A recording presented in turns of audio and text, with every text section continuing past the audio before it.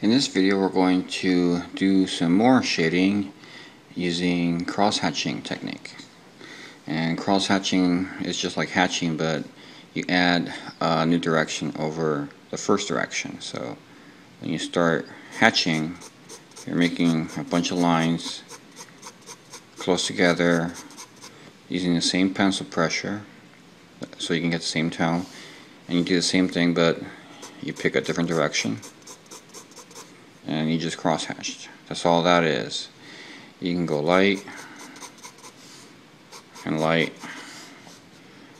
or add a little bit of a heavier stroke and get it darker. And I'm using an HB pencil, which is the most common kind of pencil that you have. So any pencil that you have in school, a number 2 pencil would be the same as an HB. Okay, so we're going to shade from dark to light.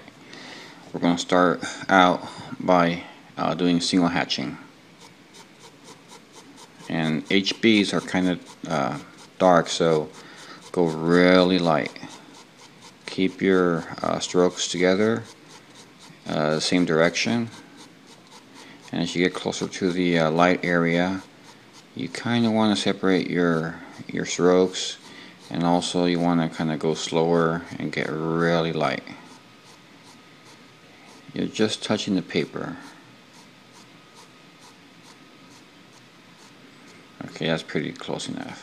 Now, this side needs to be darker, so we're going to do that again using the same single hatching technique. But technically, we're actually cross hatching now because we're going over the same.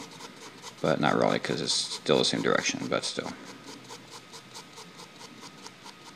Now notice I just went halfway, so we don't have to go all the way because we have the right values over here. So, and I'm just adding a little bit where I think it needs it. So if you have an eye for filling in the gaps where it's lighter, go ahead and fill them in by getting really light and just barely doing this. You can't even see the stroke, but you're actually doing this up in here and filling in some areas that look like they're lighter than the surrounding area. So now to cross hatch, we're going to go in a different direction. So, and I'm starting really light, no need to go heavy because we still have to cross hatch into the light area. So stay consistent with your strokes, pressure, direction. So here you just really want to just graze the paper. Okay. Now let's pick a different direction. Now I'm starting to go a little bit heavier, but as I do so, I know that over here I'm going to have to go light and pressure. So heavy and pressure, same direction, same distance. Now I'm going light.